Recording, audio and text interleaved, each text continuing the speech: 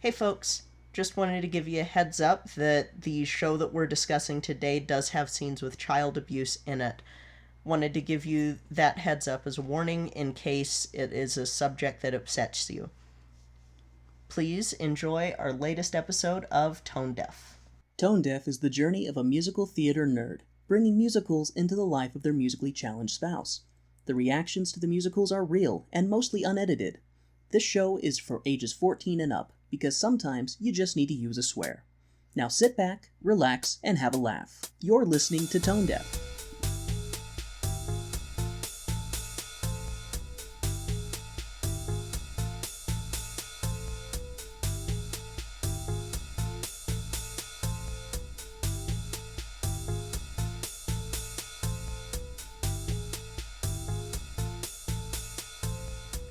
Welcome to Tone Deaf, a theater nerd's guide for their musically challenged spouse. I'm Kay, a musical theater nerd. And I'm Warren. I'm musically challenged. Alright, so this is being released on the anniversary of my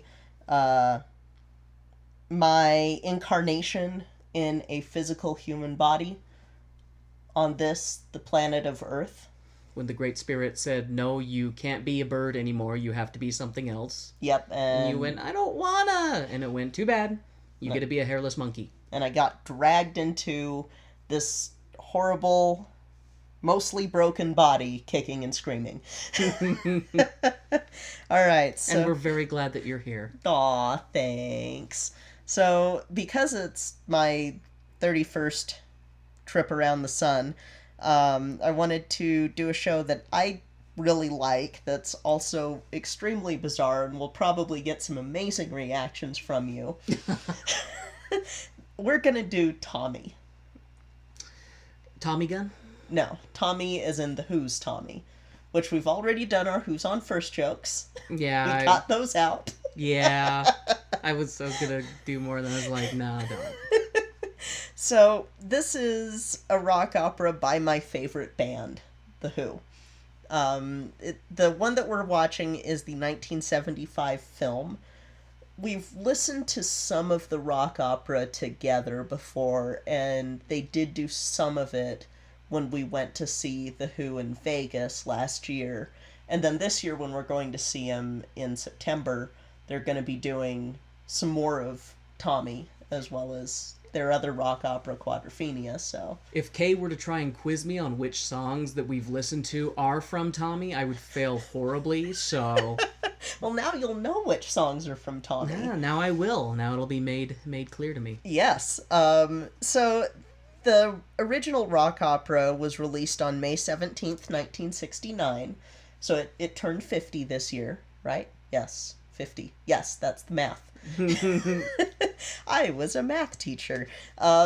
So it turned 50 this year, and I don't want to go into too much detail on the rock opera because we will be revisiting this show because there is a stage version that was premiered in 1992. So we will cover that one as well because there are some differences between the album, the movie, and the stage play. But I'll give you a little bit of background. Most of this rock opera was composed by Pete Townsend, with some of the songs being composed by John Entwistle, who was the bassist for the band. This is their first full rock opera. They had two mini operas before that. They had A Quick One While He's Away, from the album with the same name. While who was away? While he's away. I'll play it for you later. It's a fun song / mini opera. And then they also had Real, which was from the Who's Sells Out album, which isn't my favorite album, but it's also not my least favorite album, so it's fine. Just hovering in that middle ground. It is. It's kind of hovering in the middle ground, because there are some songs that I like from it, like Sunrise and Heinz Baked Beans and Why would you name a song Heinz Baked Beans? Because it was the Who Sells Out. It was them doing all these jingles interspersed with their regular songs. Oh. Well, amazing. Okay, then. There's a really disturbing picture of Roger Daltrey, too, that unfortunately has some, it has some relevance to this show, which is frightening. I'm a little scared. Oh, be afraid. So the working title of Tommy was Deaf, Dumb, and Blind Boy, which will point you towards the plot, that our main character is deaf, dumb, and blind. So it's a modern take on Helen Keller. Well, kind of, except not really, because where Helen Keller had an illness, something else happens to Tommy that makes him go deaf, dumb, and blind, and we'll find out. If folks want, I could also go into the detail of the history of this album and the band and what led up to this, because there's a lot of stuff that leads up to to Tommy, like the just change in what Pete Townsend was trying to do with composing. But I could do that in another episode or in a bonus episode if people want it. But for now, we'll just talk about what we're going to be seeing. Well, what if I want it, Kay? Do you ever stop and think about what I want? Well, I mean, I can do it off mic for you. That sounded weird. So, I just don't want to ramble too much, because I could go on a tangent about The Who for hours. Well, we should keep this podcast concise and straight to the point. Yes, because we never do tangents. We are known for our lack of tangents in this show. And we don't want to disappoint our viewers, our listeners, our ear viewers, with some non-source related tangentness. I think that actually a tangent on The Who would be the most related we've ever been on a tangent, but that's beside the point. Touche. Score 1 point for Kay. So, the version that we're going to watch is the 1975 film directed by Ken Russell. The lead role is going to be played by Roger Daltrey, who was the lead singer for The Who. Was? Well, is. He still is the lead singer, though there was a point when he got kicked out of the band. Stop. No? Okay. Anyway, Roger Daltrey is playing the lead role of Tommy. We also have some cameos from Oliver Reed. We've got Jack Nicholson. Jack Nicholson's in it? Yes, and he sings in it. Okay. He is the least creepy character in the movie. I slight tangent, sidebar. I love Jack Nicholson, but he is really good at being creepy. Mm-hmm. And if you say he's the least creepy person in this, I have concerns. The most creepy is Keith Moon. Oh, the infamous Keith Moon. He plays the wicked Uncle Ernie. Don't we all have a wicked Uncle Ernie? Oh, I hope not. Uncle Ernie's naked baked bean basement. Oh God. Oh God, I think Kay just gave something away in her facial expression. Margaret is also in this, as is Elton John and Eric Clapton and Tina Turner and the rest of The Who. Simon Townsend also has a role. He's Pete's little brother. Yeah. So, other than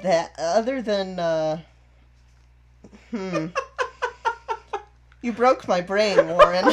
You broke my brain. I didn't break your brain. I didn't break your brain. Nasty Uncle Ernie's naked baked bean basement broke your brain. I will say that the baked beans thankfully do not feature in that scene, but there is a scene with baked beans that is one of those ones where you're like, how many drugs, Ken? How many drugs? The answer, all of them. If we do Litztomania, then that's another one that Roger's in. Is it a movie? Mm-hmm. It's a movie musical. And it's a hard R. Oh. Alrighty then. Roger, I think, had one of the sculptures from that movie in his... Like, he's posed with it in some pictures that I've been like, what? No, anyway. tangent aside, so Tommy is going to be a little different from other rock operas that we'll eventually see. The main one that I'm thinking of is The Wall, which was Pink Floyd's. In this case, in the case of Tommy, we don't have the band performing the songs. It is performed like a true movie musical. So the songs are not dubbed over. You're having Anne Margaret singing the character of Tommy's mom. You have Keith Moon singing. You also have Oliver Reed kind of singing and stuff. And other than that, you don't really have the band perform other than a cameo in one of the scenes, and then Pete Townsend sings Amazing Journey and the prologue and a couple of other things, but those are just sort of like songs that would be the describing what's going on or whatever in the opera. There are some songs that are taken out or moved around in order because they had to change things for the movie. There's one song called Underture that's kind of the entr'acte for so it's in between the acts. Okay. That would be in between Act 1 and Act 2 of the rock opera, the stage play. That one got merged into another song called Sparks, which also is in the show, and in the album. Both are in the album. The musical also, or the movie musical, takes place at a different time period than the album does.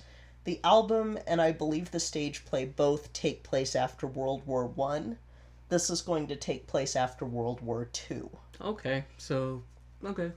Yeah, and they also change some other stuff, like some character deaths get changed around in this. Just stage versus film? Stage and album versus film. It's been a while with the stage version. I'd have to see if the stage version stays truer to the album or not. But the film, with regards to who dies, is different. And I'll let you know that after we see the movie. And then, like I said, different things are moved around in the album order. And it's kind of interesting to see because The Who was involved with this, so it's not like someone else reimagined it or whatever, and Pete Townsend has been involved in every version of Tommy that's come out, so the stage version as well as the film version he's been involved in. If we can find it, we might do some more of their stuff, like Wire and Glass, if I can find the videos for it, or Quadrophenia, but not the movie of Quadrophenia, because that's not a musical, so it wouldn't qualify. This one does, so that's why we're doing this one and not Quadrophenia, but... In all the years that I've known you, I had no idea that The Who had so many films.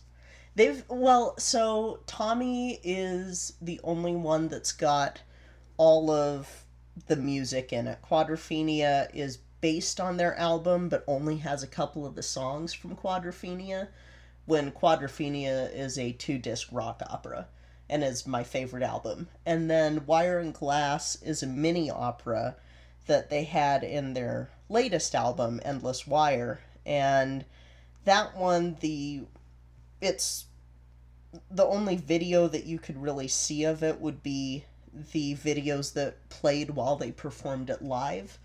And they actually, had an animatic of their rock opera, basically. And so we may cover that one at some point, even if it's just listening to it, because the way Pete's rock operas go, they are pretty much sung through. It would make sense in an audio medium. Yeah. It's not a case of, you can interpret what the story is like some folks do. This is definitely here's the plot structure and you can follow it through the musical. That's useful for people like me. Through the opera, yeah. And so, that being said, let's probably pour you a stiff drink. Maybe we'll get you some champagne. You'll get that soon. I don't want to get that soon. You don't smile like that unless there's something terrible coming. It's okay. It'll just be a little weird. And baked beans and champagne and touchy uncle. Yeah, that scene is not a smile scene, but the champagne and baked beans scene is just one of those, like, what? What?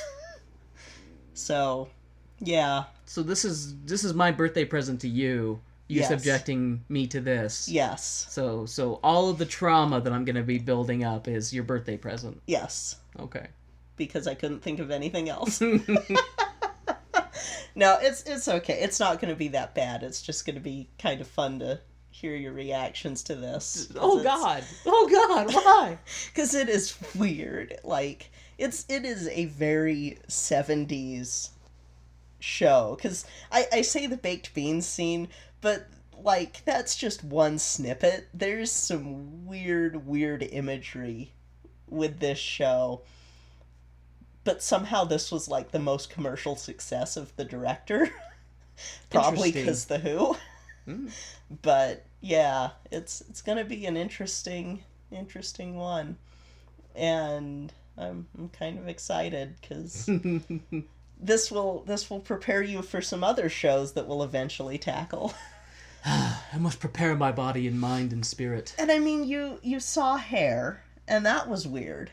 This is less weird than Hair. Oh, really? Well, okay, so it's less weird than Hair in that there's a plot, but then again, the imagery is really freaking weird because film. So. Alrighty. Well, I guess we're just gonna have no option but to dive into it, and I will sink or swim. Dive in head first and. To the shallow end. Not into the shallow end. We don't want to do that. We'll smash that mirror and go right in. I don't get that reference. You will soon.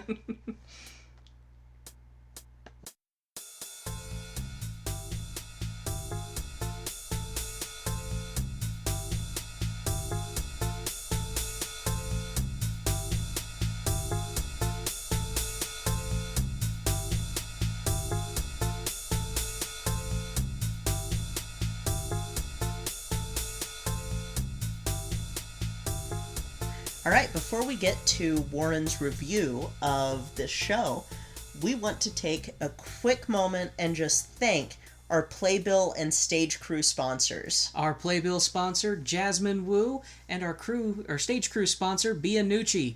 Thank you both so much for your continued patronage and support of our humble little podcast. We really, truly appreciate everything you've done for us, you guys. Thank you so much.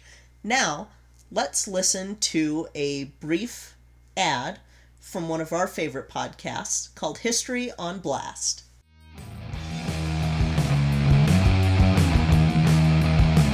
Hello, and welcome to History on Blast. I'm Hillary, and I'll be your host as we call out history. Every other week, we'll be putting a different person, place, time, or event on blast for the shit that they pulled. This ain't your grandpa's history podcast, so if this sounds like your cup of harbor tea, be sure to subscribe on your favorite podcast catcher.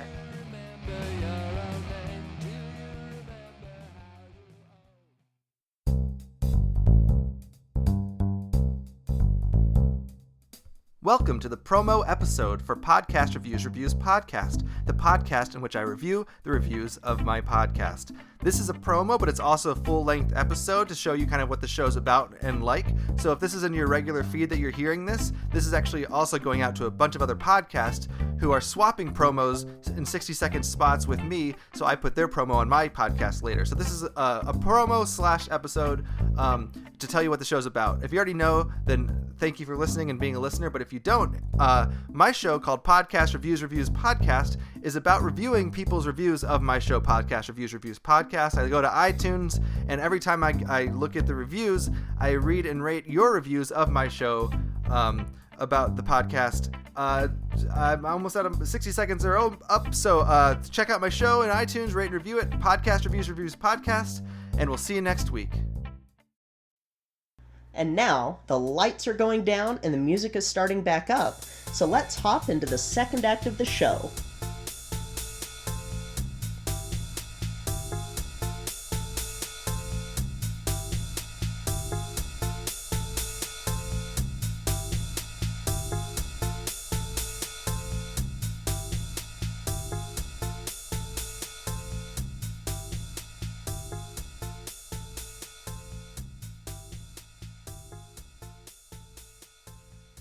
Alright, babe, so what'd you think? Do you have a fun little song, like maybe, Tommy, what the hell? Why are you so weird? Or maybe, it's a crazy movie, has to be a twist. A crazy movie, what the hell's wrong with this? I don't know, something like that? So, like Tommy, I have transcended by watching this film. I have entered into a new horizon of wokeness, and I'm sitting here looking at my notes I typed, and I realize they're just far too childish and petty. They are beneath me now, and I feel bad for all of our listeners because in my new enlightened state, I don't feel that I can truly go foot long with this anymore. You people deserve better than my dick jokes and 14-year-old humor. And I am ashamed to present this to you. No, I'm just kidding.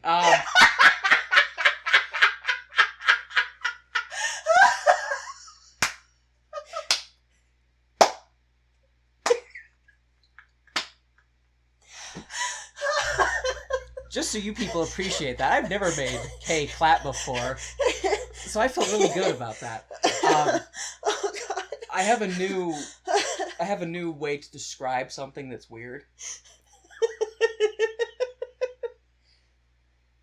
This show was sack-shrivelingly weird. While watching this show, I think I had reverse puberty. I became a little boy again for a couple moments. Which I'm sure some people listening are like, we can hear your voice, dude. You can't be as old as you're pretending to be. Nah, really. Just, I am. But it's the curse of the high voice. I'm sorry. So, I didn't have a song for the intro of this like I sometimes like to do if it comes to me. Because this show is... I couldn't pick any... Like, no, there's too much going on. You know how they say that a picture is worth 1,000 words? Well, this show has to be at least 30 frames per second, which to do it justice would be 3,000 words per second. I would be reading you people a novel that is longer than it would take to just go watch the film. It would be multiple installments because you couldn't bind it together in something that wouldn't just break the back of the book. If you have not watched this, you should go watch it. You should absolutely go watch it. And you should try and make your closest friends and family watch it too. Because this is like the Bird Box. Like, you want to make others look at this. You want to make them come into a transcendent experience, as you will. Jesus Christ. They have to see it in all of its filth and depravity and tenderness and hopefulness and inspiration and pain and agony. And creepy uncleness. Yeah. So, that might be the longest intro we've ever had. That may have been the best intro we've ever had. Jesus. So, with that being said, we're now going to get into my attempt at a review for this. The sun rises behind who we're assumed to think is Tommy, and then he and his lady friend have a nice cup of tea on a craggy rock before skinny dipping in a sack-shriveling pond. Then, I like that a lot. I wrote it early. That's how weird this was, though, right? Anyway, then making out under a tree. Transition to slow dancing and smooching, then the phone rings, and inaudible words are exchanged. That's what it says. Says subtitles, inaudible. So we're not supposed to know what's said. Oh my god. But the call was bad news, as a flaming car broke the wall of the house and killed a little boy. Oh, it's World War II and they're getting bombed. Okay, that makes more sense. I remember you talking about that. They just have him get a phone call, and then the next thing we see is a rubble building with a flaming car and a dead child. So I'm assuming someone was calling from the future scene to tell him, dude, this next scene's going to have a dead child. Like, just prepare for that. It's harsh. And it's good he got that call, because dead child is not something you want to have dropped on you, man. Oh my god. So this is going to sound like I'm just babbling about nothing, but no, this is the show. This is what I mean. You need to go watch the show. This review is not going to do the show any amount of justice, no matter how many times I had Kay pause it, so I could try and catch up on my notes. It's true. It's absolutely true. I think this might have been the most notes that I've, witnessed you take. Oh, and I'm gonna get lost the most among them, probably. Out of any show that has come before, never has a show baffled Warren as much as this. Oh my god, I think I have 5 or 6 pages of notes. Oh my god. Oh god, we're not even done with the first paragraph of page 1. Okay, I'm sorry. I may have to have Kay shorten this down a little bit with all of my babbling.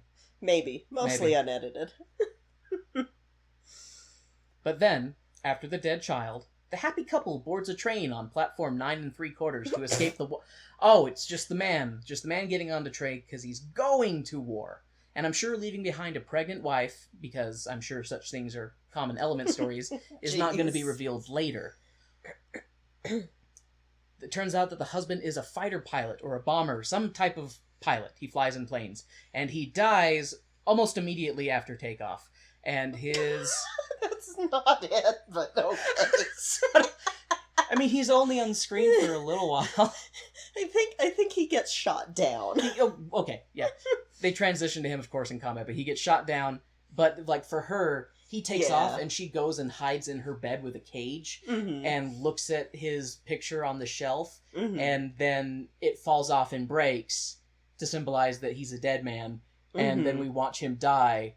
And it goes on for a little bit longer before she finds out that he's dead, but that's when he died.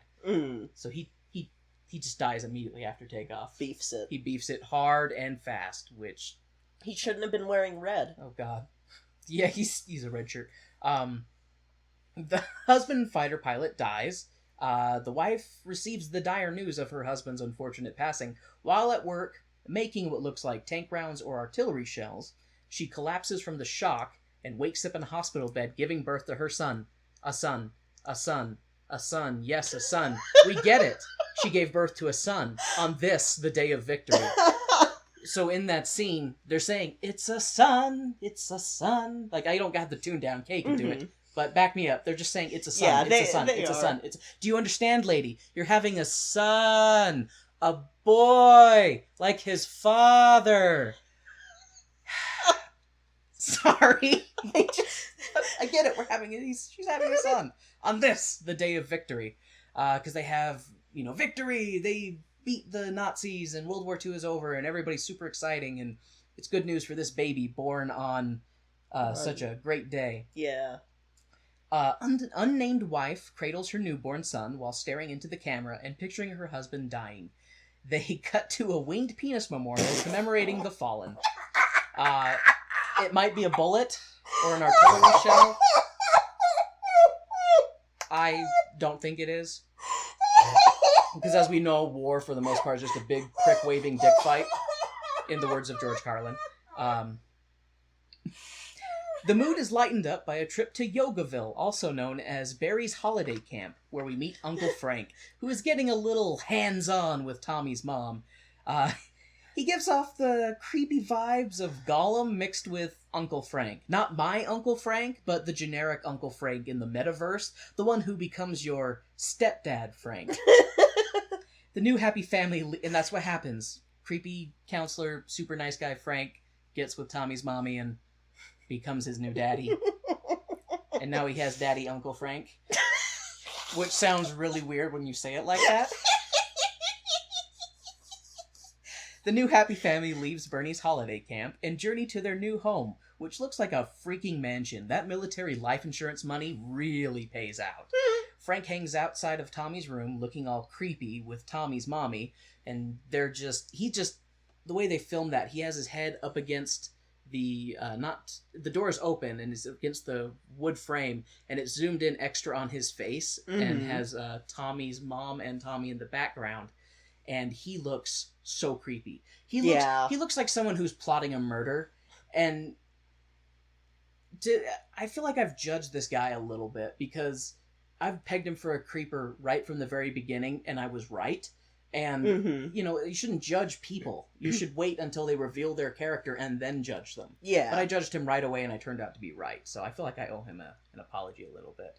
But Tommy's dad comes home, back from the war, a little worn for the worse. He's got some scars on his face. He comes in on Tommy's room when Tommy's asleep, and just is like, my boy, like, oh, I survived this, and I get to see my son. And then he walks down the hall, and walks in on Tommy's mommy and new daddy consummating their new union. New daddy kills original daddy and absorbs his power, becoming Ultra Daddy. The Highlander-style power absorption transforms Tommy into Helen Keller, which is good for Ultra Daddy and Tommy Mommy, because now the truth that their son, the sin that their son saw, will forever be reflected in his cold, empty eyes. Yeah. So, the sight of stepdad killing original dad drove Tommy to repress the memory, which is good because I'm sure his mom and stepdad yelling in his face, you never saw anything, you didn't hear anything. Mm-hmm. That would have traumatized him. You won't say nothing ever again in your life. Yeah. Yeah. And little fun trivia, in the album, it is the dad killing the lover. Which I prefer better, because I feel extra bad for a guy who survived war and then came back to... get bludgeoned in the head with a lamp. Yeah, find his wife banging some other guy. Another thing I wonder about is, how long was it after the war before she remarried? Was it like 3 months? I want to say that they imply that it's 3 years. That it's not right away, because she doesn't meet Frank until Tommy's like 4 or 5. Yeah, maybe, but okay. So, but in the album, Tommy, I think, is 3, because it ends with World War I ending in 1918, and then the song that in this is 1951, where she's talking about how she is thinking this is going to be a good year, and this year with this new lover sort of thing. In the actual album, it's 1921. So it tells you the passage of time there. So it's at least 3 years, if not longer. My bad. I just felt, I guess it's just the pacing of the movie. I felt like that Tommy's mommy moved on pretty darn quickly with, or I guess, so was it 3 years from when she met Frank to when she married him? No, 3 years from when her husband died. Okay, that part I get, but it seems like she meets Frank and immediately like, you're my new baby, my new baby's daddy. Yeah, but like she had 3 or more years before she decided, okay, I can move on. I need a husband I need a dad for Tommy. But my little boy needs a man in his life, even if that man is creepy and just wants to have sex with his mommy.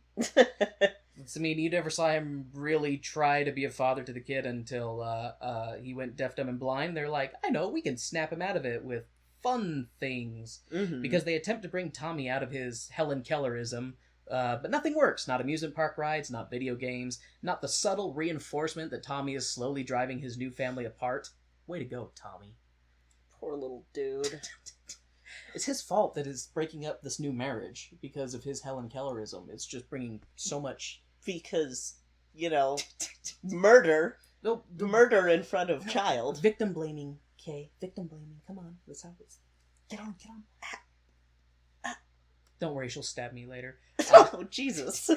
But it does turn out that Tommy's Helen Kellerism is providing him with an unforeseen power. Tommy has LSD vision. God damn it. Since Tommy Keller can transcend normal space and time and fly in a plane with his dead dad, Tommy, since he's oblivious to the world around him, just goes inside of his mind and is doing wild and crazy adventures and everything, while everybody's screaming and yelling at him and telling him how he's gonna go to hell. Tommy has seizure strength LSD powers. Like, his mind's eye is high. Just the imagery on screen. I'm not gonna explain it to you because it's just weird. There's a lot of stuff with spheres, which is important later.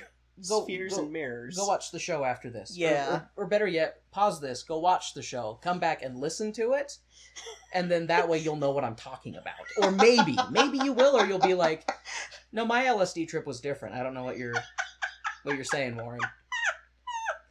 But now, it's Christmas. It's Christmas! And Ultra Dad is getting drunk, and Tommy's mommy is praying for a cosmic mulligan. She's over at that tree looking up at the angel on top of it, just being like, please, I need a Christmas miracle. If my new husband could not kill my previous husband in front of my son and drive him into Helen Kellerism, I would really appreciate it. I'll start going to church every Sunday and everything. But, rather than do that, everyone at the party proceeds to condemn Tommy to hell for swapping souls with Helen Keller. It's not like he chose it. Like, wow, like, really condemn him. Like, the song goes on for a long while of them saying, he will never know Jesus, he'll never know God, he is doomed to go to hell. How can he be saved? I feel like if there's any cosmic justice at all, any kind of God, he would give someone like that a pass. Just no questions. Be like, you've already going. Yeah. Yeah, come on. And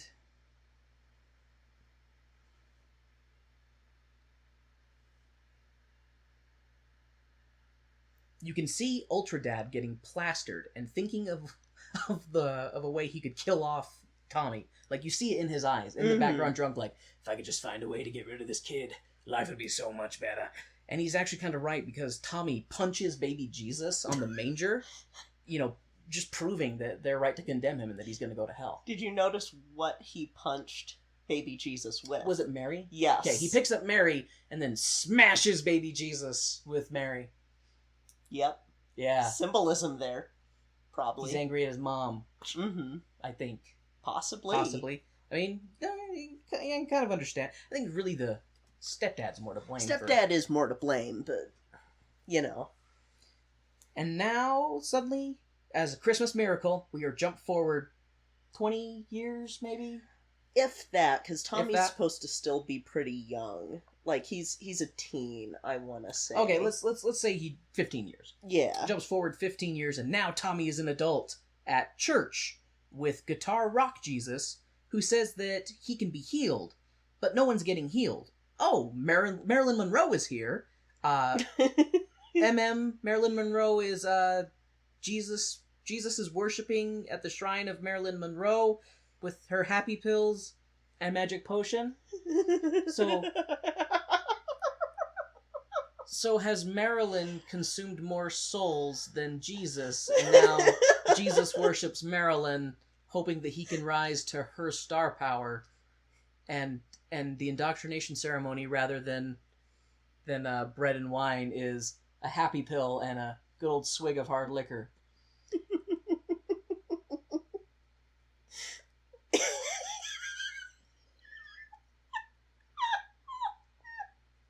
I'm sorry, my brain was just catching up to everything I just said, and I had to run back through and double check it a couple times because the words I said didn't combine in any way that my brain really understands. I'm still in disbelief about what I saw. Kay then told me that I should write down, what was it you said specifically? Things you've what themes? The theme kind of that's running through the whole show. Religion, definitely. Drugs, sex, music, spirituality in general. Yeah, it is kind of a spirituality journey movie. So you've got your first Messiah, quote unquote. So actually before that, so you have your first Messiah would be the whole how can he be saved from because he doesn't know who Jesus is. Then you have another Messiah come forward that's Marilyn Monroe cult. And these are all like basically because you'll have the Marilyn Monroe cult being a definite false messiah. Definite, because when Tommy touches it, he knocks over the false idol and breaks it. Yeah. And you have... There are more of these themes in the movie than there are at this point in the rock opera. The movie is just imagery blasting you left and right. Like, there's so much going on, and it's quite fast-paced. In a lot of ways. Like, I would say if you're going for total WTF meant versus length, if you compute that, this movie is like jam-packed full of WTF-ness. Like, it's redlining the WTF-ness. Yeah. And you get a lot for this movie, for what you watch. My brain is still processing it. Holy crap. But I am surprised that the Marilyn Monroe religion never took off. I feel like this would have been huge in the States. Tommy Mommy tries to get Tommy healed by the body of Marilyn Monroe, but he kills her instead, further condemning his soul to hell. Because when he goes up to seek to be healed, he pushes her over and says, "Bitch, I don't need you. I'm Tommy." And the idol falls over and breaks. But he says that in his boy head because he can't talk yet. Spoilers. But yeah, this was done during a period of time when Pete Townsend was going through sort of a spiritual reawakening and ended up following the teachings of Mara Baba, who was a spiritual advisor and considered an avatar of God. He was from Pune, India, which we know about. So, yeah, interesting. So I'm glad Kay is here to give interesting facts about the show and things behind it, because I keep getting lost trying to find where I was in this. I don't even have a word for this magnum opus of a review of notes that I've typed up here. So after Tommy gets condemned to hell at the Marilyn Monroe church, Ultra Daddy is up to something. We suddenly see outside of what looks like a porn shop.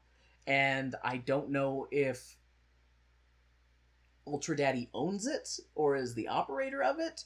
He seems to... Because Tommy's hanging out in there. Tommy is sitting in there blind with a cup and a drink and just sitting, and he's got his cup resting on a stack of porno mags. And he's completely oblivious, and it seems like Ultra Daddy is pretty comfortable with that area. So I don't know if it's his establishment or whatnot. I don't know. This is different than in the rock opera. So. Okay, sorry. He's even out there pressuring people to go in and buy pornography. Like, he's bullying people, shoving them in the store to buy pornography.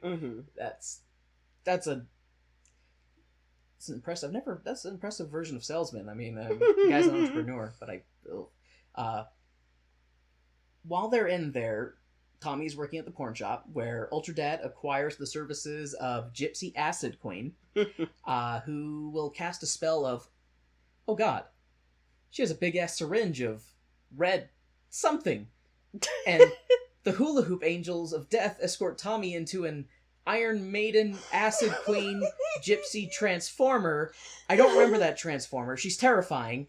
Wait, is she a vampire? Because the Iron Maiden thing is now like sucking out his blood and spinning around like a top, and the Iron Maiden Transformer opens up and Tommy is happy. He is smiling. It's the first time we've seen adult Tommy happy and smiling, and then it closes back up on him to give us some more liquid joy. The Jesus metaphor and dying mother and how he's dead for some time by the look of it. Like, the Gypsy Queen transformed Tommy into a necromancer who specializes in poison. The thing opens up and he's a skeleton. I totally butchered my note. I'm sorry. You're fine. Yeah, this is the thing. I'm like trying to type. So this freaking thing. So okay, so he's in the. And the Gypsy Acid Queen escorts him into the Iron Maiden of drug-induced tripping. I don't know what she's trying to do to him. She gives him LSD. She gives him LSD. The Acid Queen. That's kind of what I figured with the Acid Queen. And this imagery of this Iron Maiden full of syringe needles that closes in on Tommy, and then it opens back up, and he's got some very heavy Jesus metaphor. He's got a crown of flowers, but he's bleeding underneath from where the syringes have poked into him, and he's got flowers and blood all over his body, but he is happy. Those are the red poppies that were there on the memorials for all the dead soldiers. Oh. Okay. Mm-hmm. See? CK knows stuff. I'm just... Horrified? I'm just splashing around in the mud of disbelief and LSD, apparently. But then the Iron Maiden closes back on Tommy, and then it opens up, and he's older, and then it closes up on him, and it opens up, and now he's dead. And he's a skeleton with snakes crawling all inside of him, and it's just weird. And then it opens back up, and he falls out, and he passes out, and he's just on the floor, and Ultra Daddy rescues him. Can he rescue him if he put him there? Does it count as that? He retrieves him. He retrieves him from Gypsy, the Acid Queen, and she says that she could cure him with just one more night.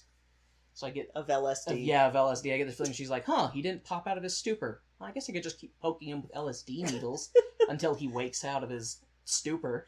Yeah, in the rock opera, he's like the drug-addicted wife of the first quack that they take Tommy to. We're not there yet. Oh no, the first quack? The first quack. So, in the rock opera, instead of the whole Marilyn Monroe church, you have the hawker, who's a total quack, and who's like, I can cure him. Oh, like with my patented elixir, just drink this. Yeah, and then his wife shoots him up with LSD. Ah, okay. So that is different, because there is a quack later. Well, I guess I shouldn't say he's a quack. He's pretty. Okay. Anyway, sorry. This show is so bizarre, it's driving us insane. We then just have the next day after Tommy's acid adventure, he's at his house. Tommy's mommy feeds him a food pellet, and then sings about leaving him with his cousin Kevin, the piano player, who looks like a nice boy initially, and he doesn't look creepy or sound creepy at all. He's super excited to be alone with his cousin, just the two of them, no adults around. I thought that this was going to get into molestation territory, but good news, it's just torture. Cousin Kevin turns out to be the class bully, the class cheat, and proceeds to literally torture Tommy. He waterboards him, he burns him, he sprays him with a fire hose, he beats him, he's a horrible rat bastard. That's all there is to say. It's just a whole song of him abusing Tommy. That scene is pretty rough to watch. It's hard to watch. I argue... Not the hardest scene to watch. I argue not as hard as the next scene, because Mommy and Daddy want to go out on the town, but they gotta leave Tommy with some babysitter. So, abusive Cousin Kevin wasn't available, but luckily, Uncle Ernie was available. Uncle Ernie, an outstanding member of the community... Oh, wait, he's a horrible rat bastard, too. The first guy was first Satan. This guy is second Satan. He is the... Oh, actually, no, they're the same person. Because the show is so LSD infused and time travel is apparently a thing, Cousin Kevin is Uncle Ernie. The kind of bastard who would torture a mentally disabled person grows up to be the kind of person who will molest them later. They're the same person. He's just the same person. Yeah. Oh. So there we go. Let your mind feast on that bit of wisdom gleaned from this Uncle Ernie is played by the drummer of the band. Yeah, Keith Moon, who is Kay's favorite, because she is the drummer as well. Yep. So, well, she loves everybody in the band. Yeah, but Kay, Keith and Peter, my faves. Yeah, but Keith and Rogers and John. See, you like them all. That's the thing. Kay loves everybody of the Who. And Zach. Zach is pretty cool. Zach is awesome. As a green recruit, I like Zach. Anyway, sorry. Back to trying to get away from that scene. God. looking at it's just this wall of text. I didn't even have time to like space stuff, so it makes it easier to find bullet points. No. Whilst okay, now after oh god, I'm so glad we just glossed over it, but now I'm bringing us back to it. Uncle Ernie just molests Tommy. Yeah. That scene just straight up rapes him. Mm-hmm. The screen's black, but you can hear everything. Yeah. Just straight up rapes him. Yep. Yay! Yep. Yay, Kay. Yay. Yeah. Oh, I forgot. This movie's rated PG. Yeah, that's frickin' wild to me that this is rated PG. Like, I know that PG-13 didn't exist yet, but still. I just realized I ruined a setup for a really good joke I had later. It's okay, you could probably still use it. Yeah, we'll see. So the next day, Tommy is staring at a mirror, and this is where another one of his LSD powers activates, because while he's staring into this mirror, he goes into the mirror universe. And while on his mirror universe, he encounters another version of himself. And this other version of himself leads him to a fantastic and wonderful land called the Junkyard. The Junkyard of the Soul, where he finds the sun. Literally, Tommy walks over to the sun, which is resting on a car, and it turns into a pinball machine. Tommy is, like, really good at it. He's just wailing on that pinball machine, getting a really high score. It seems, he doesn't seem to, like, see it, but he just feels it, man. Like, he is the pinball machine. They are one. Mm-hmm. We are Tommy. We are one. So, speaking of the whole Mirrorverse thing with Tommy, did you notice whenever he's looking into the mirror after the Acid Queen and Cousin Kevin and Uncle Ernie, there's another Tommy there holding the sun? Okay, so I wasn't sure if that was some... See, this is the thing with the show, is I don't know if that's something that he is seeing, or if it's just the drug trip. Like, he's just looking in the mirror, and he runs into it, like he's seeing himself and going deeper into himself in that mirror. Okay. I guess is my interpretation on that. I guess that makes sense. That seems logical for anything that is in this show. Tommy just wails on that pinball machine all night until he's stumbled upon by the junkyard guards. And Officer K9 Friendly is like, holy crap, this kid's got a really good score on this pinball machine. And he runs off to get his parents. He brings his parents back to congratulate them on how good Tommy is at the pinball magic machine. And they decide this is a great opportunity to take advantage of Tommy. Yeah. Which is exactly what they do. Tommy is a idiot savant with the pinball. He has the elite skills to pay the bills. And yes, I typed those both with Z's. Jesus Christ. Life is now good for his family, and they have enough money to buy him a service Elton John. And his job is to keep an eye on him at Tommy's performances. That's not what he is. It turns out that Service Elton John is not a very nice person and is in fact trying to crush Tommy at pinball.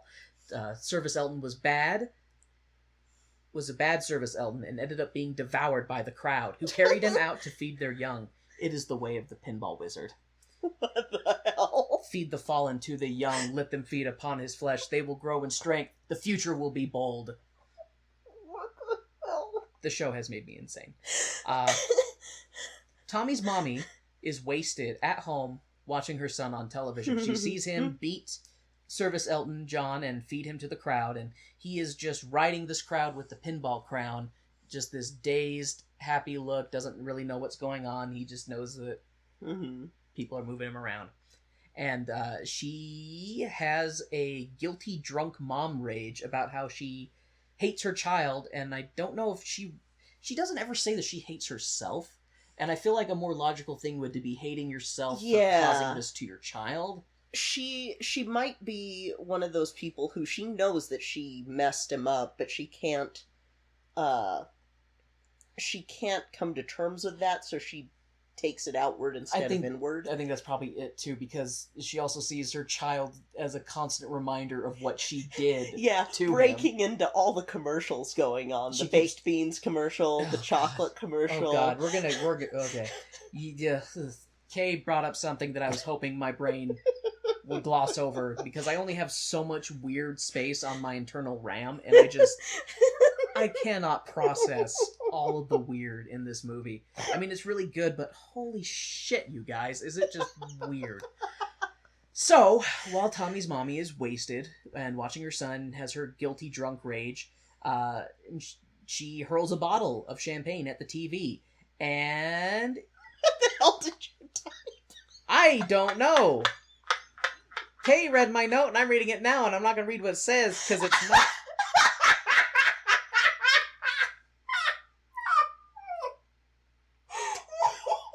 So there's a few times where I'm looking at the TV and trying to type without looking at my computer, which I'm not very good at. It's otherwise I would have had to have Kay pause way more times than she did, just so I could try and catch up my thoughts. Because that's how fast this goes, you guys. That's how fast this goes. I don't even know what that says. I know I deciphered it because I wrote it in my LSD state, so I'm able to decipher this. Because when she throws the bottle at the TV, Kay said out loud to me, "I'm sorry, but it's about to get really weird." And what I wrote... What I wrote when looking at the screen, because she said, "I'm sorry, this is about to get really weird," I wrote... She hurls a bottle at the TV, and Gay starts out with, "I'm sorry, this is about to get weird." So I was able to decipher what I wrote there. But I think this definitely counts for our most bizarre episode. I think, Those of you on the Twitter, this is the scene that Latte is referencing. the TV with the champagne and the big... Well, I haven't got... the Okay. next part. So, this is the part that's, as Kay said, this is the part where it starts to get weird. The hole in the TV then has champagne and baked beans and chocolate burst out of it in this flowing, gushing stream that splashes and throws chocolate around and more champagne and beans, and it finally merges into shambenlit. It looks like diarrhea. It looks like poopy sludge that just comes out of the TV, and Tommy's mom is rolling around in it. And this is the point when Kay says to me, "Remember, this is rated PG." I want to take a moment for a disclaimer. Let me take a sip of my water real quick. I need one too. Because my throat is getting hoarse from all of the insanity. This is a public disclaimer. Anybody who gets to this point in the movie and thinks, "Yeah, PG. I think, yeah, PG is perfectly acceptable as a rating for this." Anybody who thinks that is a person who should be on a watch list. No joke. If your internal compass does not flag this child-maiming, molesting, abusing, exploiting family romp, if it doesn't immediately flag your R response, you should not be allowed to own a gun, be around a child, or vote. I feel like this is super easy. This should be a no-brainer. This should be a no-brainer. This is not a PG movie. This is not even PG-13. So, well, I don't know. They do have a boob scene at the porno shack, but it's just a picture. And no subject material. I'm sorry, child rape. Child rape puts it into yeah. Or not child rape, but well, yeah. The molesting of handicapped people. I think that puts us into our category just for that subject material alone. I want you to guess what the genre is that this falls into.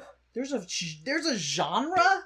According to Wikipedia, because this when I was looking through just for fun little tidbits about like actors and stuff in this, I stumbled across this and I still can't freaking believe it.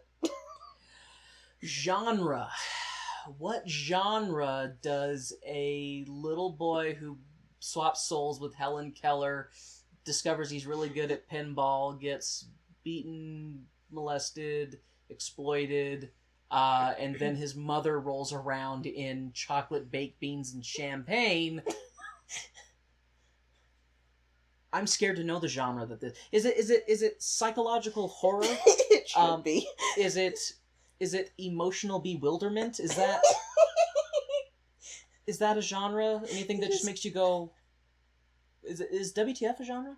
They call it a 1975 British independent rock musical fantasy drama film. I feel like that meme. I guess like. Yeah, it's fantasy. It has drama. It's a musical.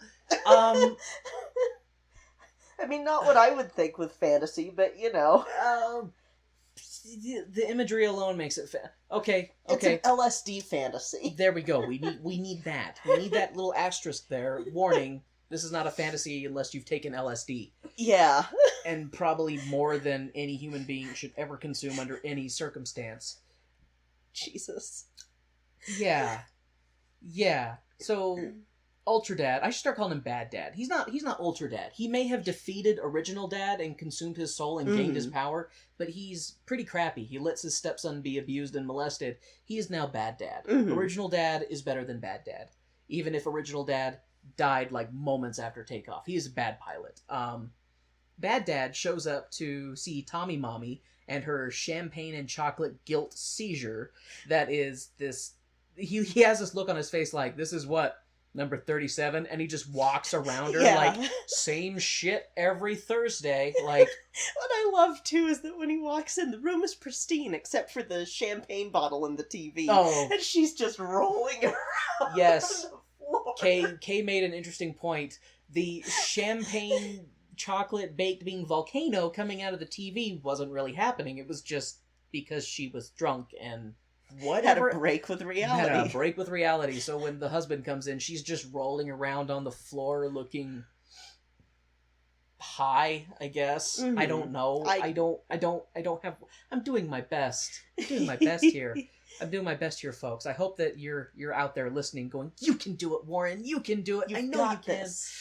I'm like Goku holding my hands up like, I need a little bit of your energy, world. I need some of this energy. People listening, please put your hands up wherever you are. If you're at work, in the car, in public, just put your hands up. Give me some of your energy. I need it. Thank you. Hashtag Tommy Challenge. Thank you, audience. Tommy Goku. Tommy Spirit Bomb. Tommy Spirit Bomb. Hashtag Tommy Spirit Bomb. So, good news. Jack Nicholson is treating Tommy now with his ocular electrical shock impulse therapy, or EOSIT, as I've dubbed it. It's cutting-edge medical treatment. Tommy's mommy is so grateful to Jack that she makes the I wanna F you face. Like, she is making such heavy bedroom eyes with him right in front of Bad Daddy, who just puffs his cigar and looks like a Victorian-era villain. He's got a monocle and a top hat, puffing a cigar. Like...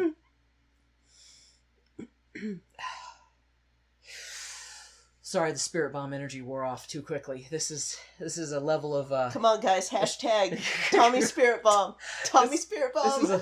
I need to go Super Saiyan on this or something. I don't know.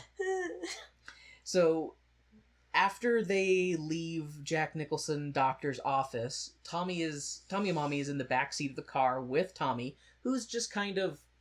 They're in the convertible, and his hair's blowing in the wind. He's just kind of enjoying it, and she's doing what I can only describe as a cat fondle. She's rubbing up against him, going, Tommy, can you feel me? Tommy, can you hear me? Just rubbing on him. Everything.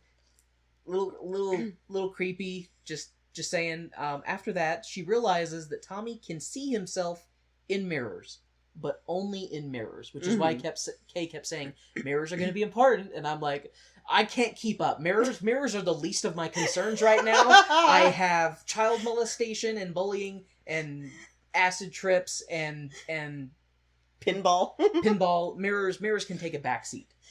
Now mirrors become relevant in this because Tommy can see himself and Tommy's mommy starts to freak out. She starts putting herself in front of Tommy's mirrors to be like, can you see me? Can you not see me?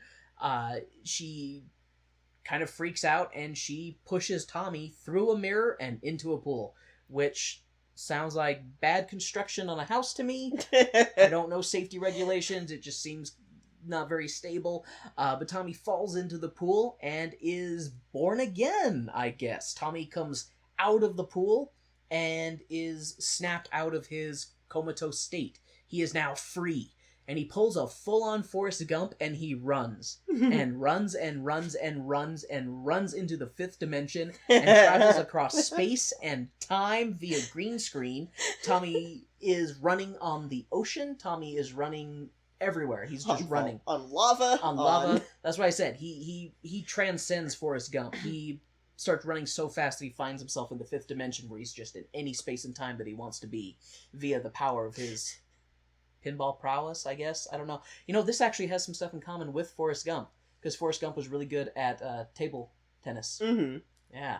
Yeah. But he has a happier story. Come on, Warren. Tommy finds himself passed out on a coastline. So, sorry, Tommy's mommy finds Tommy passed out on a coastline. She wakes him up, and he gets all of his memories back, and he goes through this painful, like, flashback montage of everything flooding back to him, and he's perfectly fine. No developmental issues whatsoever. Tommy then proceeds to rob his mother and casts all of her ill-gotten gains into the sea. She's wearing a lot of jewelry and fancy clothing because they've been exploiting their pinball wizard son, and Tommy just pulls off all of her jewelry, hucks it one by one into the sea, then proceeds to baptize his mother. Yeah, baptize his mother in the sea. She forces her to kneel before his divinity. He baptizes her in his name. He is the god of this new world, and all will kneel to his pinball prowess. For he shall play upon machines forged from the bones of his enemies. Jesus. On a lighter note, Tommy is cool enough of a god that little girls are excited to go to his church. But if you try to touch your idol, his bad daddy will kick you in the face and you'll miss the rest of the zombie wedding with a Frankenstein monster's cowboy hat wearing, glitter suit, guitar wielding, stomping, girl flailing performance. I'm gonna read that back to you, because it is 100% accurate. Well, she's the one who gets married to the zombie. Yeah. Okay. Yeah. So this girl who goes to the church to see Tommy rushes the stage, gets through Tommy's bodyguards, which, yes, bodyguards, squeezes through, tries to get on the stage, gets kicked in the face by Tommy's bad daddy. She gets this huge gash on her face, falls down, gets carried out by the police, and then comes back to get married at the Church of Tommy as a little girl. And she is in, like, a zombie bride getup. Like, her stitches, you know, she's wearing zombie makeup, and she's marrying a Frankenstein's monster, in a glitter suit, who then proceeds to don a cowboy hat and plays guitar while stomping on stage with all of these girls flailing their arms.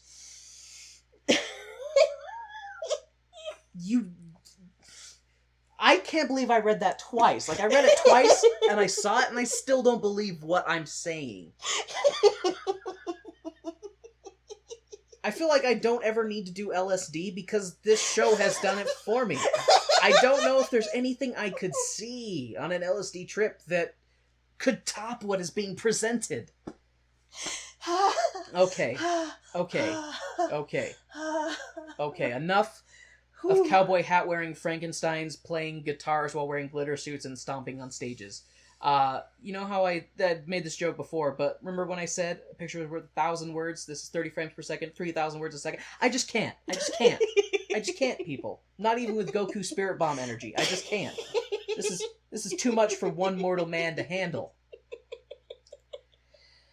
Oh, God.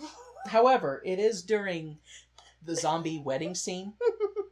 I had to ask Kay, during one of the many times I asked Kay to stop so I could catch up on my notes. This time she paused and walked out of the room to use the bathroom. The scene she paused on was the little zombie girl bride who got kicked in the face. She was staring at me with these half lids, this judgmental face, this look on her face like, oh, just, she was staring into my soul, man. She's looking at me like, good luck trying to write notes for this asshole. Like, that's what her face said to me. And I'm very glad that you came back. I was scared. Okay. Next scene, we have, some guys who are loading beer onto a truck, and then it cuts to some garbage men. Oh, I ruined my own joke. It actually fits really well. After some garbage men unload my bad jokes, a paper with Tommy speaks...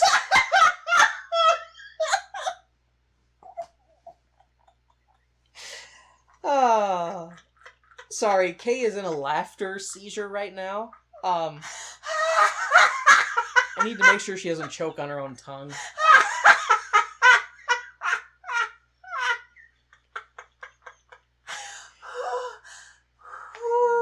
You alright, baby? Oh, God. Everything hurts, but keep going. I'm not gonna make that joke. That's too easy. That's beneath me. Oh God, I'm not gonna make that joke either. I'm not gonna make the next 5 jokes that come to mind immediately. Okay, moving on. So, the bad joke garbage men throwing out my material, and a paper of Tommy that says, Tommy speaks, lands into the garbage, and some gang member who hangs out with garbage men happens to grab that paper and pulls it out of the dumpster before the trash compactor could kick in. And he sees this paper, and he is suddenly inspired to go out and start shooting a rival gang. But don't worry, Tommy flies down on a hang glider, and the fighting gang members are now best friends and begin worshipping Tommy. Yep. All conflicts end with Tommy. In his name be praised or destroyed. Wow, okay. And while Tommy... While Tommy is flying around on his hang glider stopping gang violence, we are treated to what I can only describe as the English greased-up, combed-down casino game. So, Grease, if you will recall... Vaseline, the musical we reviewed previously...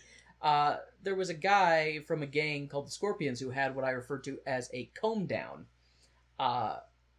This is a greased up comb down. So what I want you to picture is someone who has way too much product in their hair that has pulled all of their hair forward farther than it should extend to where they have like widow peaks on the side of their heads, and then they curl it back. It is not a good look. I'm glad that people don't do it anymore. And I spent way too much time on these greasy fools. But anyway, they were so excited to see Tommy fly down on his hang glider that they proceed to celebrate by ground humping. Some people might consider it dancing. I myself, who does not have any dancing ability, does not consider it dancing, but it looked like they were having their way with the sidewalk. That's all that it looked like. But for all we know, this is a proud tradition among Tommyites. The Tommyite church, which has now sprung up very quickly, consumes an entire town. Tommy's siren song pulls in all the people into his compound, and to be one of the quote-unquote comfortable people, they're having a lot of fun. I hope this is not a last supper for Tommy and his Tommyites. Mass baptisms are very effective. So in the compound of Tommy, we are treated to a scene of everybody eating and drinking and having a jovial time, and Tommy is literally last suppering with his bros on a table. It's very obvious shot.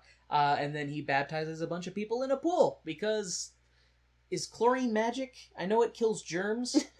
I don't know about cleansing souls or rejuvenating people who have gone into a coma due to shock. That wasn't in any of my theology classes, so I would say no. Okay, that's fair. It didn't ring true really when I saw it. Yeah. But I thought I would just ask. I would ask since you are the Bible buff out of the two of us. Mm-hmm. Oh God.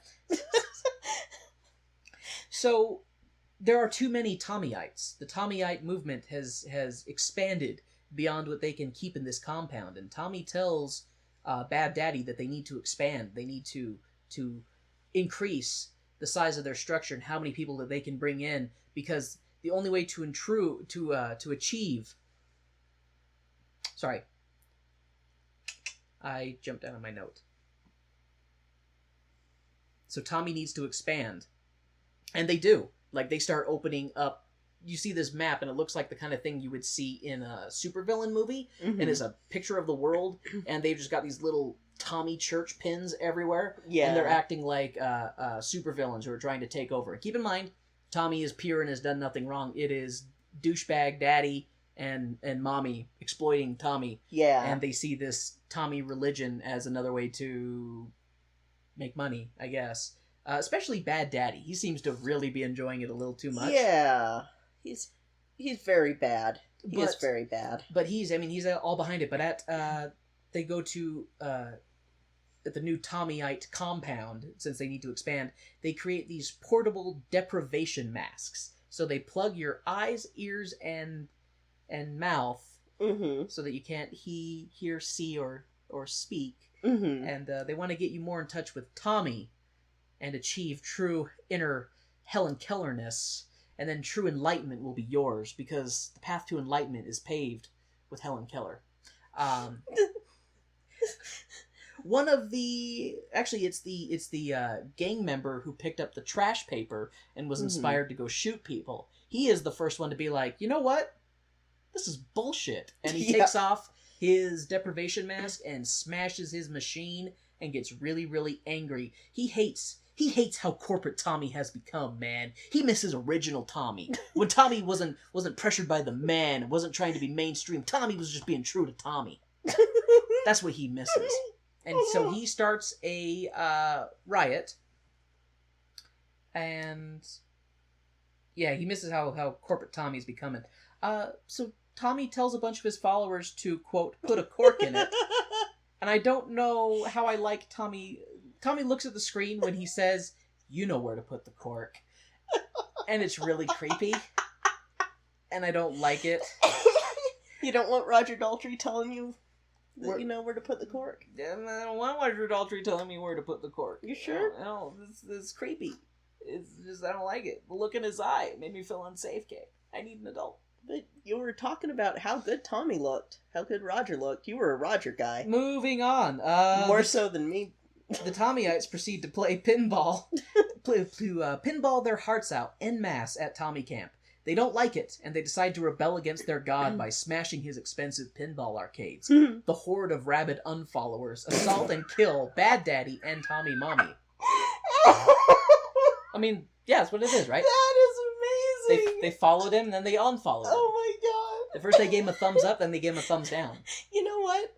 For those of you on the internet who get upset about people unfollowing you, just remember, it's nowhere near as bad as when people unfollowed Tommy. Yeah, at least everybody who unfollows you isn't showing up at your house to kick your ass and kill your parents. Yeah. So there's that silver lining. There's that silver lining in this. But yes, after the rabid fan of the rabid horde of unfollowers assault and kill Bad Daddy and Tommy Mommy, Tommy gets kicked in the head and tumbles down the pinball sculptures. Is the It's only like a pinball junkyard. it's he's on a mountain of pinballs when he gets assaulted Yeah. by the unfollower mob. And they're not like regular pinballs, they're like wrecking ball size pinballs. Yeah. But they're arrayed in like this almost pyramid pile. And so Tommy's on top of that when he gets kicked in the head and falls in I thought maybe he was gonna knock himself into Helen Keller again. With a blow to a head, but he kind of shakes it off and, comes to stumble across his mother's dead body, which is always a good thing for someone who's been in a living coma for like 15 years. I'm surprised that like this latter half he didn't just relapse into his Yeah. his whatever. I don't know what to call that. It's not a coma. His catatonia, maybe. See, there's Kay with words that fit my need. Thank you, Kay. He didn't go catatonic after discovering his mom. And then somehow, what I love, okay, so he stumbles across his mother. She's dead on this pinball cabinet. And he picks her up, and he, like, is sobbing, and he's holding her, and he kind of falls to the ground, and he has her down. And then he kind of turns around and just, like, checks his stepdad, like, oh, are you alive? Okay, whatever. Like, he's definitely focused on mom, but it's almost like, I don't give a shit about you, man. And he Forrest Gumps again and proceeds to just start running. He starts running, and he runs so fast that he catches all the other arcade machines on fire. God. And Tommy is now running through flaming pinball cabinets. And he finds himself in hell. This entire compound gets burned to the ground, and Tommy throws himself into the water in an attempt to drown himself. But Tommy forgot that he knows how to swim. God. And he swims to safety. And he finds himself in the real spot that his parents made him. Like a salmon, Tommy's natural instincts led him to his original spawning ground. It's part of the wizard sense. So, Oh, damn. if you hadn't reminded me that pool that he finds himself in is the same one that his mom and dad like were at the beginning and macking on each other, I wouldn't have been able to do a salmon joke. So thank you. Thank you for that. You're welcome. Because I liked my salmon joke. It made me laugh when I was writing it. Tommy proceeds to show his dominion over God's earth and places himself at the height of a mountain to declare his will upon the land. Oh, it's another place his parents were together, alone. But like the divine pinball god salmon he is, Tommy stands at the same spot as his father in the opening. And just on top of the rock as the sun comes up. Doing the spirit bomb. Doing this. That's kind of what it looks like. Tommy's doing the spirit bomb, hands right out. He was like trying to absorb the power of the sun so that he could go back in time and not go down the hall to watch his stepdad kill his father. And yeah. So the movie ends in a way the same way it began, with a sunrise on a mountain. For a 2-hour movie, they got a lot in there. It was not a slow show at all. I would not have asked Kay to pause at all, not even to pee, if I didn't have to pause to try and terribly type my notes, which, wow. This is the most I have written for a show, and it did not do the show justice. Like I said, if you haven't seen the show, as soon as this is over, you need to go find Tommy. Find Tommy, watch it. We got it on Amazon. Yeah, listen to that. Like, if you have Amazon Prime, and you can just stream it, right? Yeah. On there? Yeah. So if you got that, there's a free plug for Amazon. Go watch it. And then come back and listen to this show again. And then I would love for you to tweet us at ToneDeaf at Twitter. ToneDeaf Musicals at Twitter. And let me know if this was my LSD experience and if yours was anything similar, because I've heard that no two LSD experiences can be the same. Use that hashtag Tommy Spirit Bomb. Hashtag Tommy Spirit Bomb. Tell me what your thought was on this show, because dear God, it was one hell of a ride. Yeah. I really liked it, though. I thought it was really good, even if it lies about its PG status and is bizarre and wacky. I mean, good music, good story. I kind of wonder what's going to happen to Tommy after this. So, do you want to know where the rock opera kind of takes that last bit? Because it's different. Yes, please give me anything that will help rationalize the jumbled mess that's in my brain. So what happens is, I mean, through this whole thing, it's Tommy's father, not his stepfather, that's with him. And he's a little bit better of a dad, but all this stuff still happens to Tommy because you can't watch your kid 24/7. And no, mom and dad got to get out of the house and go clubbing or go see an opera or see something. They got to leave him with abusive cousin Kevin and molesty uncle. But like they do seem to be more like, we will literally do anything for this kid. But Tommy's life still sucks. We'll do anything for this children except not leave him with pedophiles. Okay, anything but that. I'm just saying, like, they're trying to cure him, basically. The whole time they're trying to cure him so that they can have their son back. And I'm not a fan of rape therapy. I don't think rape no. That's not where I'm going with this. Don't put words in my mouth. It's my birthday.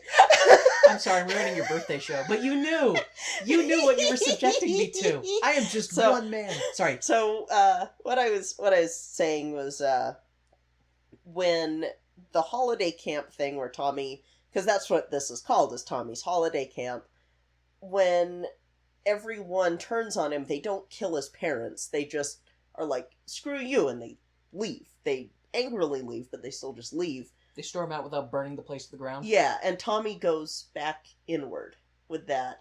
Oh. See me, feel me, touch me, heal me, and then going into listening to you, because he's realizing he needs to go inward again, not necessarily like a go blind, deaf, and dumb again, but go inward for himself and not rely on everyone else around him. And yeah, and yeah, it's different. It's different from the movie because the movie had to Ken Russell it.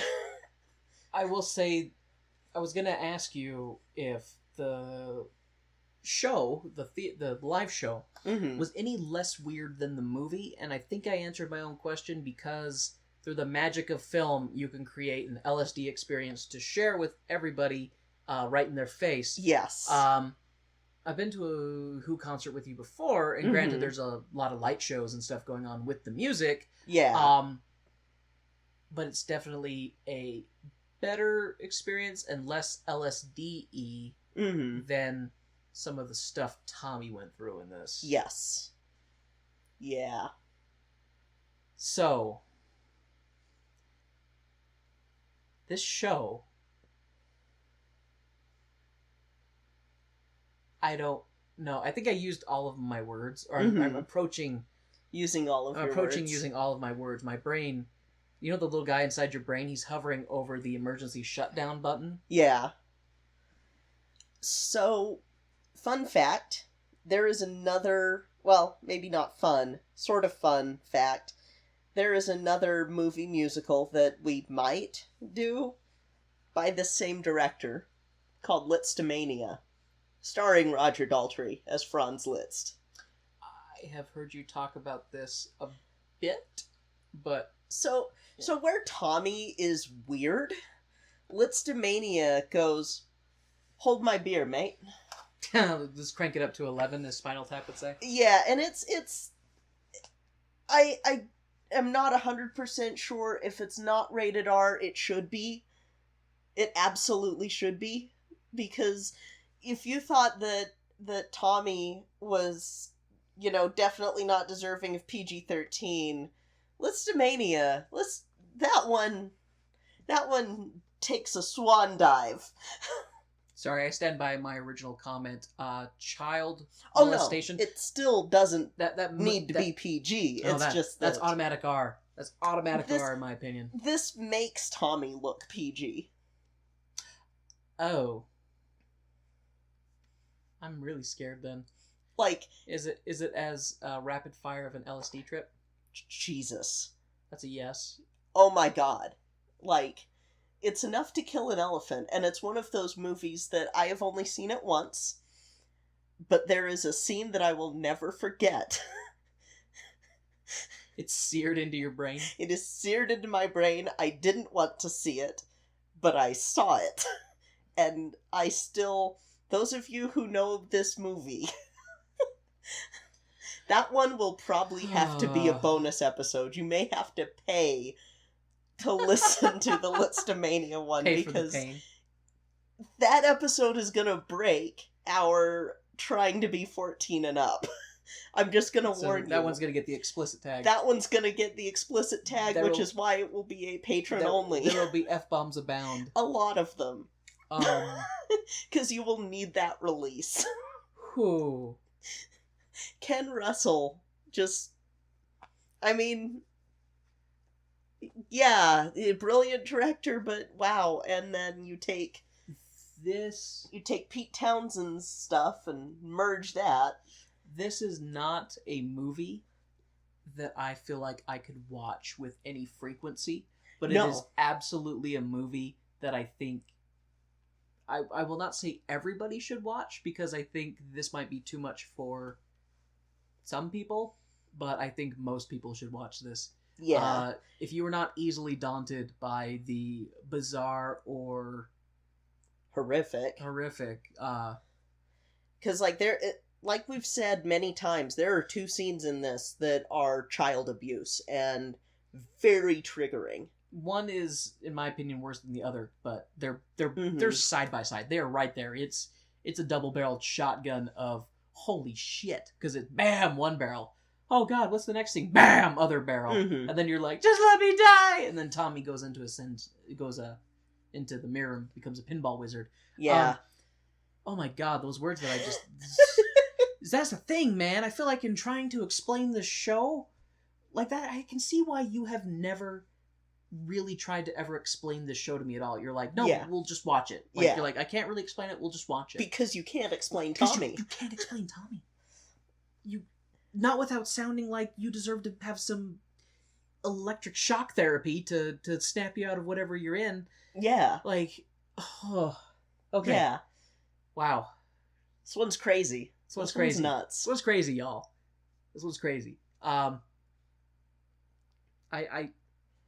think I'm hitting my quota for I think brain. you're hitting your quota for braining. That is fine. This one is bonkers, but in kind of a fun way, because, like, the music is good, so it carries you through.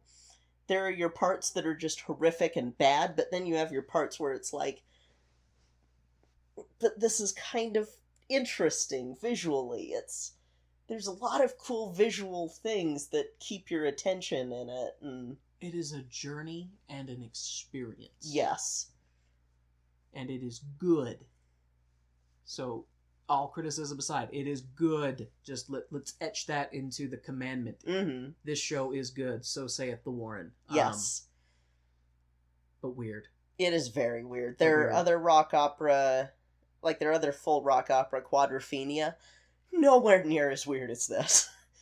And that one's my favorite out of their 2 rock operas that are full length, because there are a couple of things that I really do want to try to find. One of them is Iron Man the Musical. That's Pete Townsend wrote it, and it's Iron Giant. If anyone out there can find that, please, I beg of you, send it my way, because even if we didn't do it as an episode, I just want to see it, because I love the music for it so much. We'll do it in an episode commemorating the person who sends it to us. Yes, because it is one of my favorite albums of all time from The Who and Pete, and yeah, but Tommy isn't my favorite, as I've said, but it's still... It's a good rock opera. It's definitely good. It is intense. Mm-hmm. It is so fast paced, and it's good. Like, I wouldn't mind watching it again. Now, the second time I won't be taking notes, so I'll be able to just fully watch it. But wow. Yeah. I'm still kind of reeling and processing. Mm-hmm. Because there's a lot of imagery and stuff to think about. Yeah. They really do this will make you think part of art. That's fair. This brings rock into art, rather than like, oh, this is just pop music. No, this is art. And pop music in its own is art too, because music is art. Though really, music is something that we intrinsically should do as humans. I should stop rambling. Anyway. So, thank you for indulging me on this, because this was a fun birthday. This is going to air the week of your birthday. It airs on my birthday. birthday. Your birthday, yes. Yeah. It's okay. You know what I got you for your birthday? 10 years off of my life. Oh. I mean, I've seen this like 3 times, so you'll be I'm dead. still gonna be dead before. You'll be dead by the time this airs. This might be our last episode. This might be our last episode. So, it was a good run. Like a dark, please don't die. I won't. You can't die either. Oh, man. Okay. We should probably end it because Yes, this is... I feel like my Goku energy Tommy Spirit Bomb is draining. Yeah, and it is late and we need to still eat.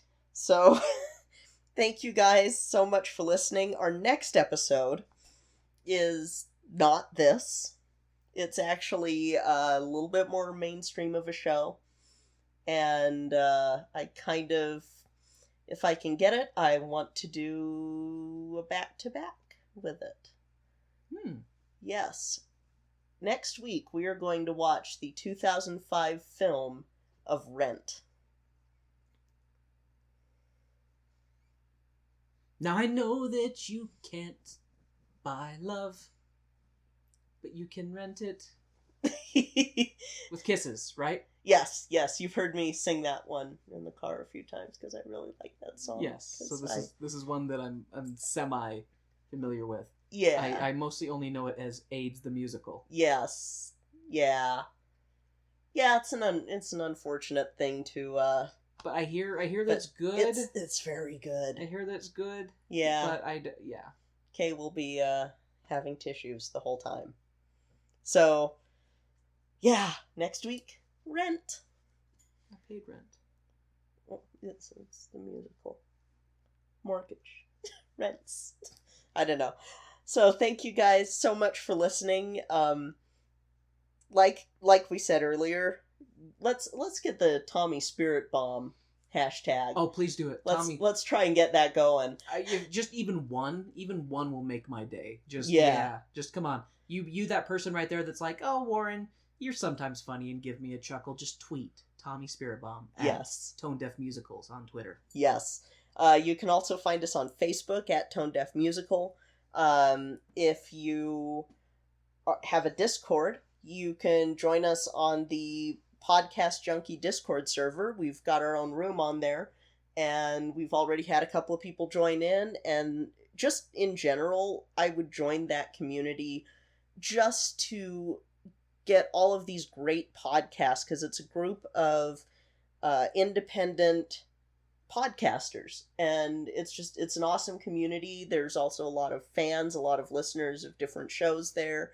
I recommend it. 10 out of 10. Yeah, Kay was showing me some stuff with it, and we've listened to some of the podcasts of the people on there, and it's really cool community, and there's a lot of really supportive and fun, cool people. So I think that anybody that listen to that, they, hey, that sounds like a good idea. It is a good idea. You should join it. Join us. Join us. Join us. Leave your field to flower. Join us. Leave your cheese to sour. Join us on the Podcast Junkie Discord.